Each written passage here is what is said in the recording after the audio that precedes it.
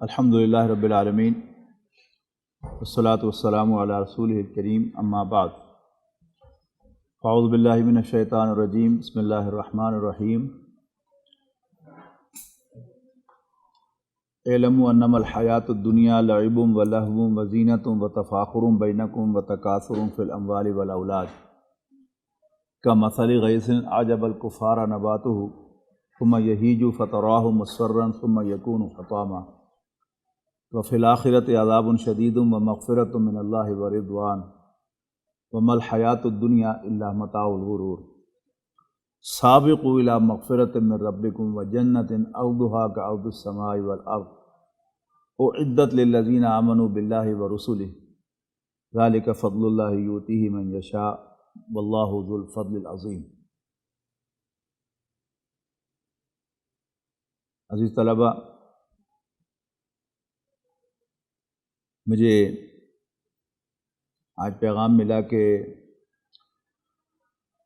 College کے کچھ چوکیدار انتقال کر گئے ہیں، ان کے لیے مغفرت کی دعا کرنی ہے۔ ابھی آیا تو انہوں نے بتایا کہ آج موضوع ہی پرنسپل صاحب نے کہا ہے کہ آخرت کو رکھا جائے اور پھر اس کے حوالے سے ان کے لیے دعا کی جائے۔ تو اول میں نے آج کی گفتگو کے لیے سورۃ التکاثر کو عنوان بنایا، اور اس لیے میں نے پہلے اس کی تلاوت کی تھی، پھر کچھ اور وقت مل گیا، اب میں نے سورۃ حدید کی 2 آیات کی تلاوت کی ہے۔ ارشاد ہوا کہ جان لو کہ دنیاوی زندگی کھیل، فن، زیب و زینت، ایک دوسرے پر فخر کرنا اور مال و اولاد میں ایک دوسرے سے کثرت حاصل کرنا ہے، آگے بڑھنا ہے۔ جیسے بارش برستی ہے تو اس سے فصل اگتی ہے، فصل لہلہاتی ہے، اور وہ کسانوں کو بہت امیز کرتی ہے، اور پھر وہ زرد پڑ جاتی ہے اور چورا چورا ہو کر مسل دی جاتی ہے۔ یہ تو ہے دنیا کی تصویر۔ وفی الآخرۃ عذاب شدید ومغفرۃ من اللہ ورضوان،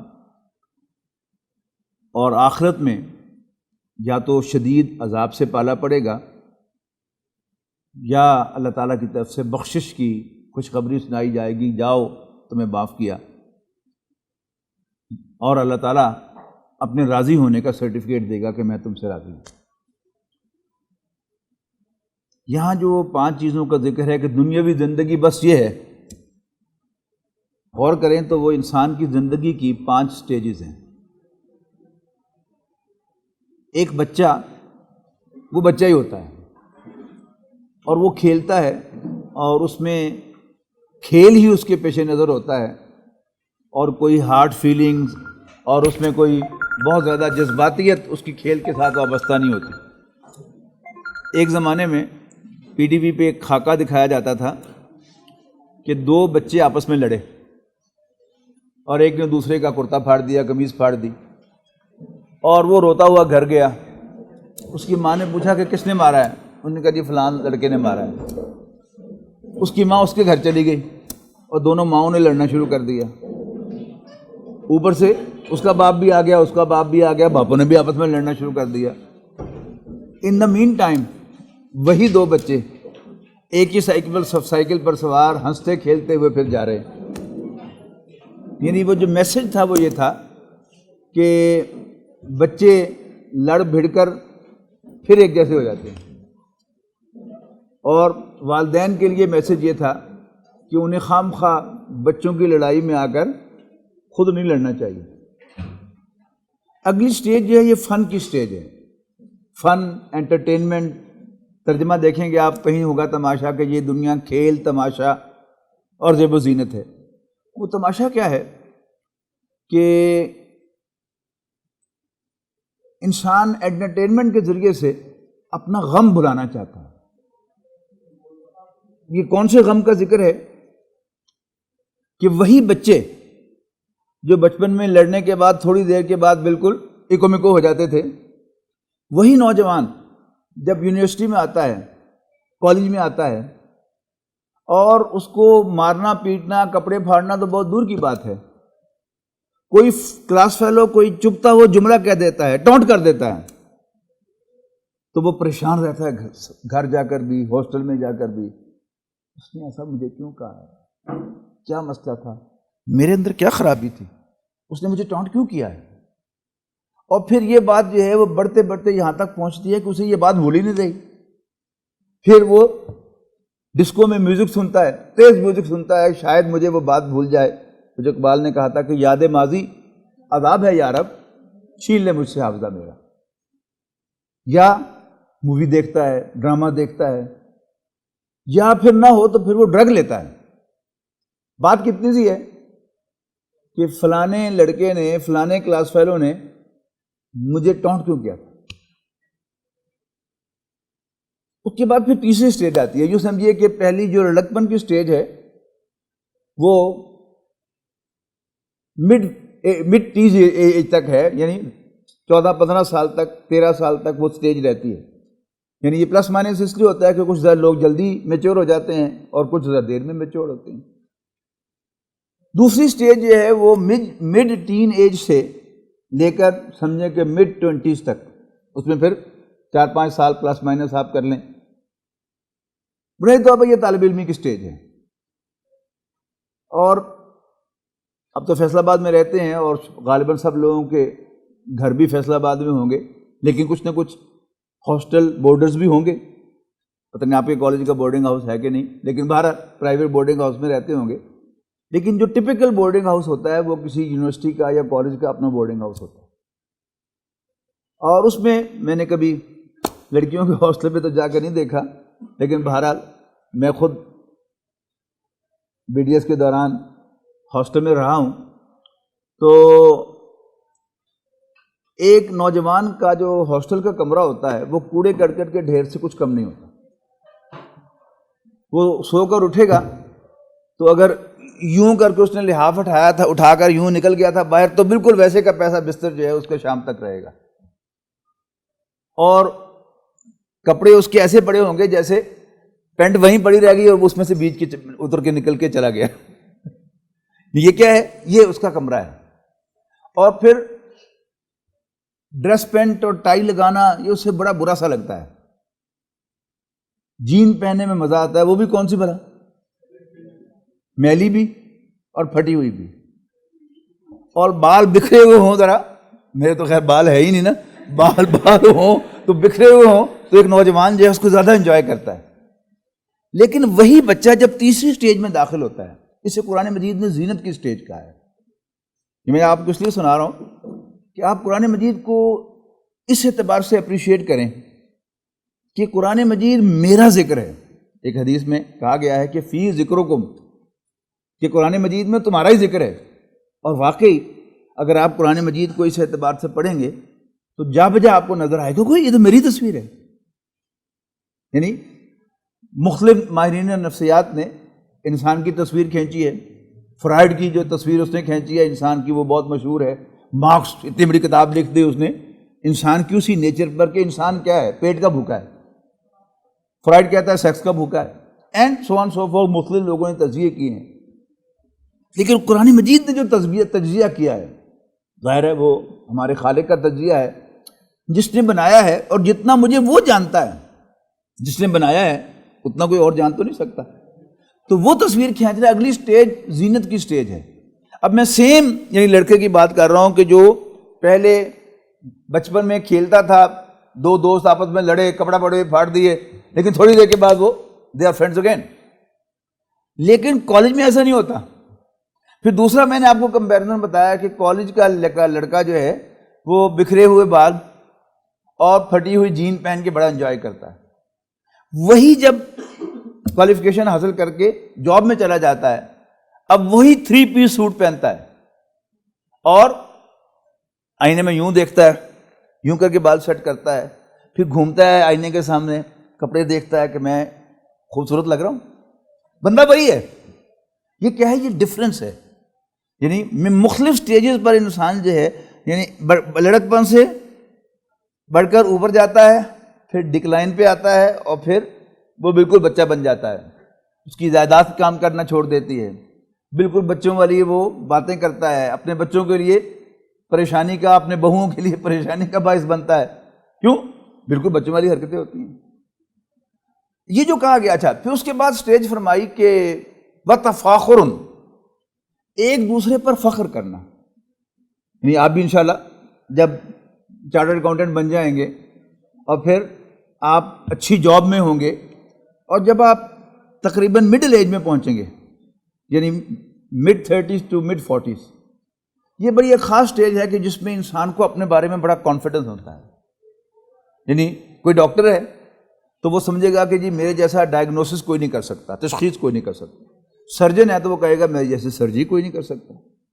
آپ اکاؤنٹنٹ ہوں گے تو آپ کہیں گے کہ یار انہوں کی پتا اکاؤنٹس دا، یعنی اکاؤنٹس تو میں ہی جانتا ہوں، میں اس کا سب سے زیادہ ماہر ہوں. کوئی استاد ہوگا تو وہ یہ سمجھے گا کہ میرے جیسا لیکچر کوئی نہیں دے سکتا. کوئی جج ہوگا تو وہ کہے گا میرے جیسا فیصلہ کوئی نہیں کرتا. وکیل ہوگا تو وہ کہے گا میری جیسی بحث کوئی نہیں کرتا. یعنی اس سٹیج پر انسان کو ایک ایکسٹرا آرڈنری کانفیڈنس ہوتا ہے، اور اس وقت اس کی جو کیپیبلٹیز ہوتی ہیں وہ بھی واقعتاً پیک پہ ہوتی ہیں. یعنی ایک تو یعنی کوالیفیکیشن، اور اس پر ایڈڈ اپون ایکسپیرینس من جاتا ہے. اور دوسرا ابھی وہ جوان ہوتا ہے، 18 گھنٹے کام کرتا ہے، تھکتا نہیں ہے. اب اس کے بعد 45 کے بعد ڈکلائن شروع ہو جاتا ہے.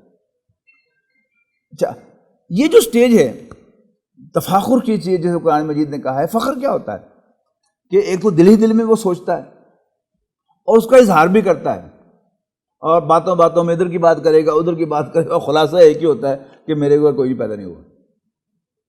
سو مچ سو کہ یعنی قرآن مجید کی یہ سٹیج اتنی سرٹن سٹیج ہے کہ جس آدمی کی دنیا میں کوئی پذیرائی نہ ہوئی ہو، وہ بھی دل ہی دل میں سوچتا ہے کہ بندہ تو میں بڑا کم دا سا، پر لوگوں نے اس سیرت کی قدر نہیں کی. یہ تفاخر کی سٹیج. اگلی سٹیج قرآن مجید نے کہا ہے تکاثر کی سٹیج، کثرت حاصل کرنا ایک دوسرے کے مقابلے میں. اب جب پہلی سٹیج پر آپ بیٹھتے تھے تفاخر کی سٹیج میں تو وہ اپنا فخر بیان کرتا تھا. اب کیا ہے؟ تکاثر فی الاموال والاولاد، بینک بیلنس، جائیداد، کہ میرے ماشاءاللہ اتنے مربع ہیں، یہ اتنے پلازا بھی میرا ہے، اور یہ ایسا ہے، اور بیٹے میرے جو ہیں وہ 5 بیٹے ہیں، ایک جو ہے وہ CSP افسر ہو گیا ہے، اور ایک جو ہے وہ پروفیسر ہو گیا سرجری کا، وہ بڑا سرجن ہے، اور ایک جو ہے وہ اس میں جج بن گیا ہے، سلیکٹ ہو گیا ہے، اور دوسرا فلاں، یعنی ان کے ذکر کرے گا. اور پھر اور بوڑھا ہو جائے گا تو پوتوں کا ذکر کرتا ہے، پھر بیٹوں کا ذکر بھی نہیں کرتا. اس کے بعد کہا ہے کہ ایسے جیسے آسمان سے بارش برستی ہے اور اس سے فصل اگتی ہے اور لہلہاتی ہے اور کسان کو خوش کرتی ہے، وہ اس کا پیک ہے. اس کے بعد پھر وہی فصل جو ہے وہ پیلی پڑ جاتی ہے اور پھر چورا چورا ہو کر پاؤں کے نیچے مسل دی جاتی ہے. تو یہ کیا ہے؟ انسان کا لائف سائیکل ہے، وہ پودوں کا لائف سائیکل ہے. اس دنیا سے جب آنکھ بند ہو جاتی ہے تو آخرت میں آنکھ کھلتی ہے تو دو میں سے ایک چیز سے انسان کا واسطہ پڑتا ہے. وَفِي الْآخِرَةِ عَذَابٌ شَدِيدٌ وَمَغْفِرَةٌ مِّنَ اللَّهِ وَرِضْوَانٌ، آخرت میں سخت عذاب سے واسطہ پڑے گا یا اللہ تعالیٰ کی طرف سے بخشش کا سرٹیفکیٹ ملے گا کہ جاؤ تمہیں بخش دیا اور اللہ تم سے راضی ہے. اس کے بعد فرمایا سابقوا الی مغفرۃ من ربکم.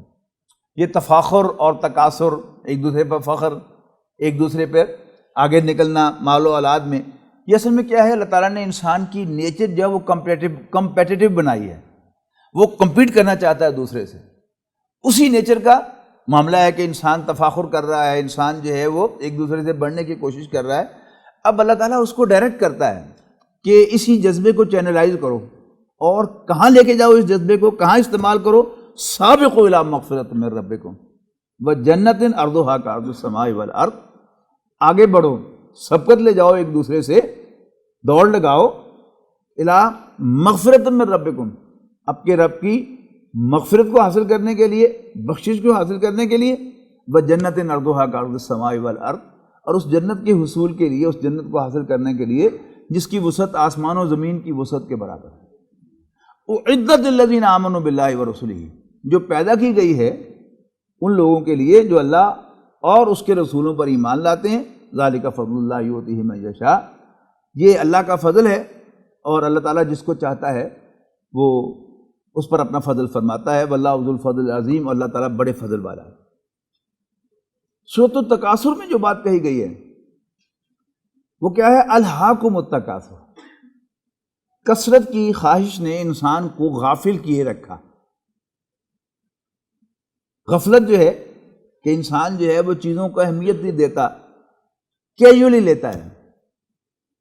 ایک بزرگ سے ان کے چاہنے والے نے کہا کہ حضرت آپ مجھے کچھ نصیحت فرمائیں، تو انہوں نے کہا کہ تمہارا باپ زندہ ہے؟ وہ شخص سمجھا کہ شاید مجھے کہنے لگے ہیں کہ جاؤ اپنے باپ سے نصیحت لو۔ انہوں نے کہا جی نہیں، میرا باپ تو فوت ہو چکا ہے۔ میں کہا تو ہماری ماں زندہ ہے؟ انہوں نے کہا جی میری ماں بھی فوت ہو چکی ہے۔ تو ایک دم وہ برس پڑے اس پر، اور تمہیں کیا چاہیے؟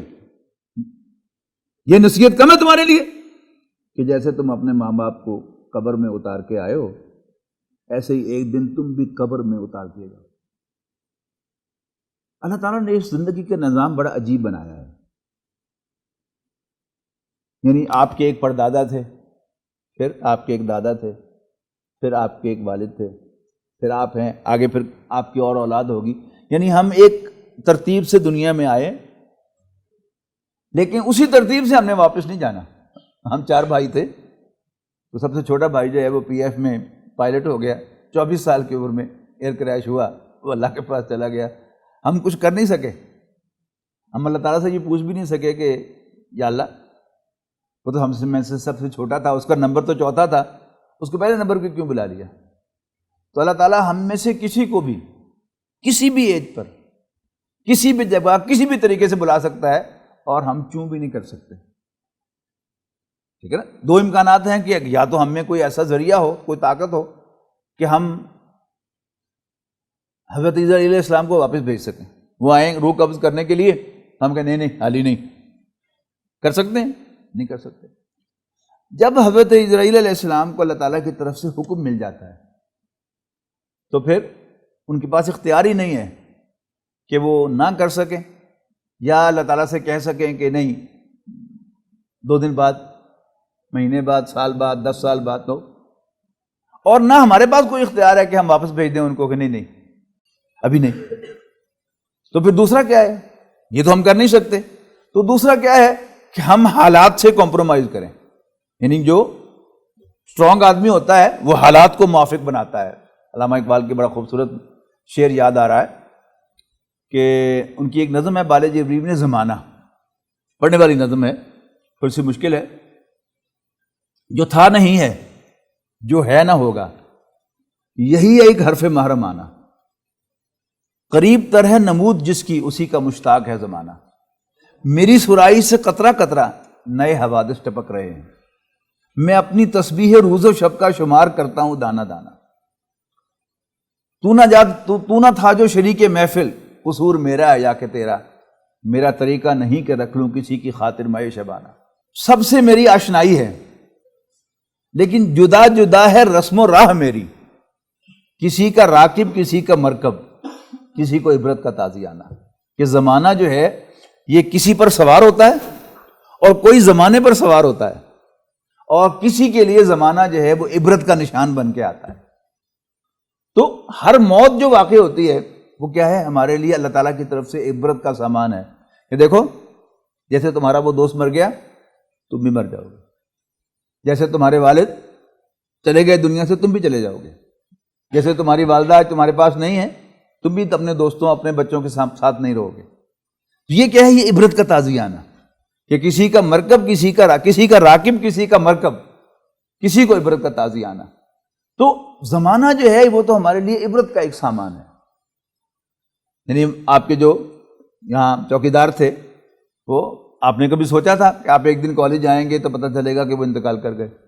لیکن ایسا ہو گیا۔ آپ کسی دن کالج آئیں گے تو آپ کو پتہ چلے گا کہ آپ کا فلاں کلاس فیلو جو ہے وہ چلا گیا، آپ کو پتہ چلے گا کہ آپ کی فلاں کلاس فیلو جو ہے وہ چلی گئی۔ کوئی بہت بڑا نام تھا، بہت بڑا چارٹرڈ اکاؤنٹنٹ تھا، آج دنیا میں نہیں ہے۔ بڑی اچھی اس کی جاب تھی، بڑا اس کا اونچا نام تھا، بہت بڑا اس کا گھر تھا، بڑی خوبصورت اس کی کار تھی، سب کچھ یہیں رہ جائے گا اور ہم یہاں دنیا سے چلے جائیں گے۔ تو اصل مطلوب جو ہے کہ جو اس سورۃ التکاثر میں آیا ہے، الہاکم التکاثر حتی زرتم المقابر، تمہیں مال کی کثرت نے غافل کیے رکھا. یعنی آج آپ کی طالب علمی کی سٹیج ہے تو آپ پڑھتے ہیں، خوب پڑھتے ہیں، محنت کرتے ہیں، لیکن الٹیمیٹ ایم کیا ہے؟ کیوں بن رہے ہیں آپ چارٹرڈ اکاؤنٹنٹ؟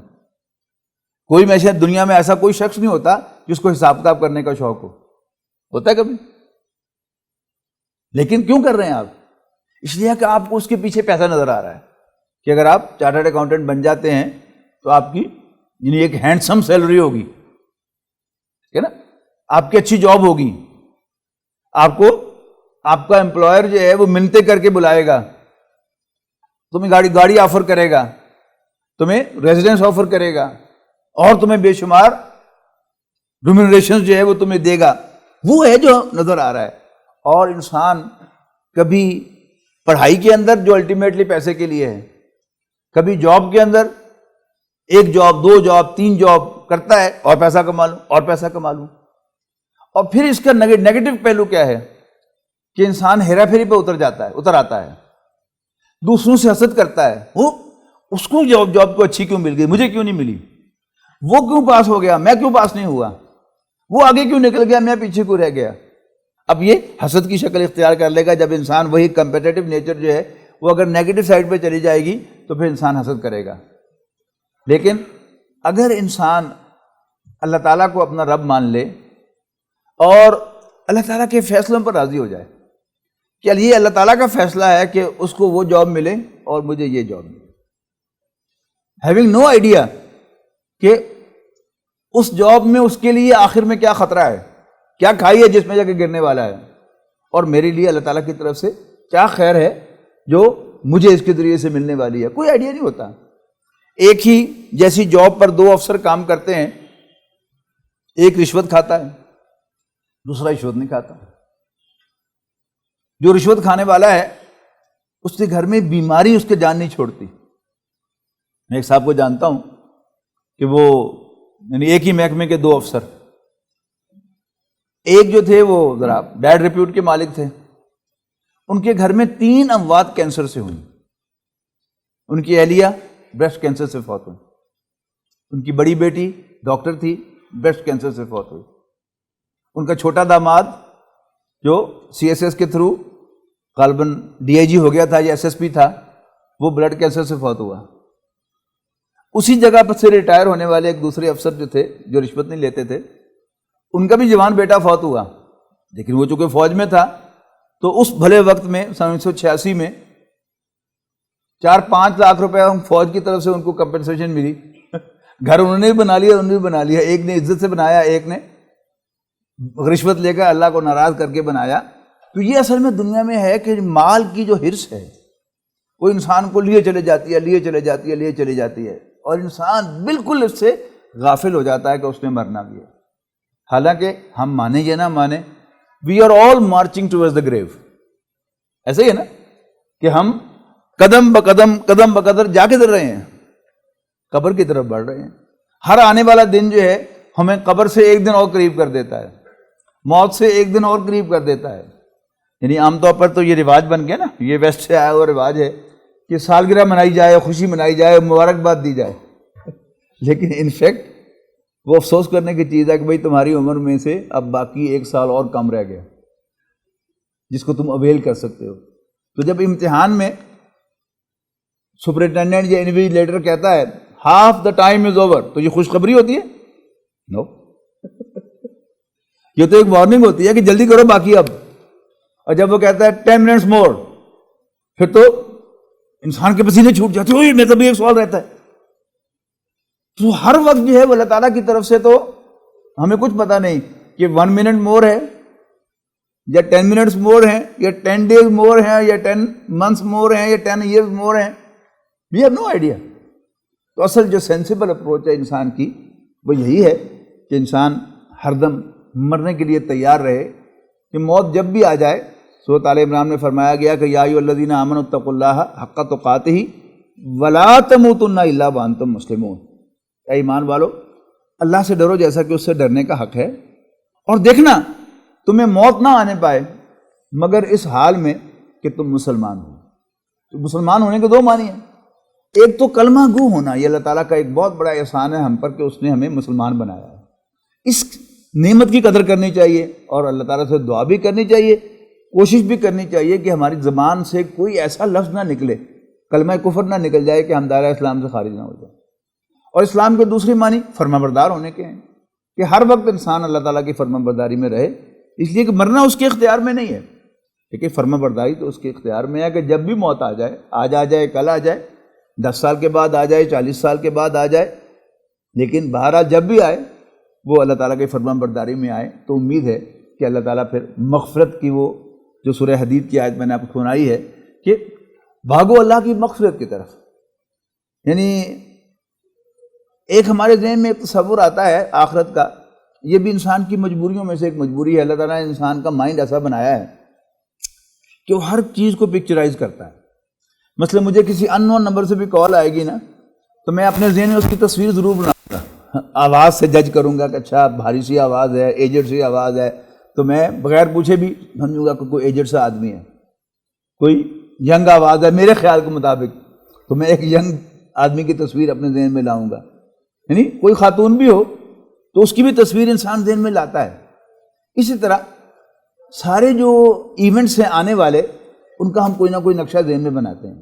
جب میں چھوٹا تھا تو ممبر و محراب سے سنتا تھا کہ اعمال نامہ ہے جس میں انسان کے چھوٹے سے چھوٹے عمل لکھے جاتے ہیں، تو میں سوچتا تھا وہ کتنا بڑا رجسٹر ہوگا، وہ پتہ نہیں اس ہال جتنا ہوگا کہ جس میں کسی شخص کی 60-70 سال کی زندگی کے ہر چھوٹے سے چھوٹا عمل لکھا جا رہا ہے، نیتیں بھی لکھی جا رہی ہیں۔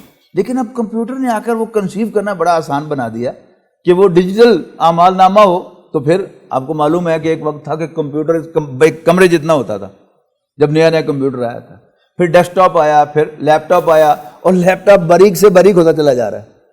اور اب کیا ہے، یہ آپ کا جو فون ہے، موبائل فون، یہ بھی کیا ہے، پورا کمپیوٹر ہی ہے نا، اور اس میں کتنی میموری ہے آپ کی، اور ایک آدمی کی 60-70 سال کی زندگی اور ارب بار انسان کی زندگی بھی ریکارڈ کرنے کے لیے کتنے والیوم کی چیز چاہیے، کچھ بھی نہیں، اب کنسیویبل ہو گیا۔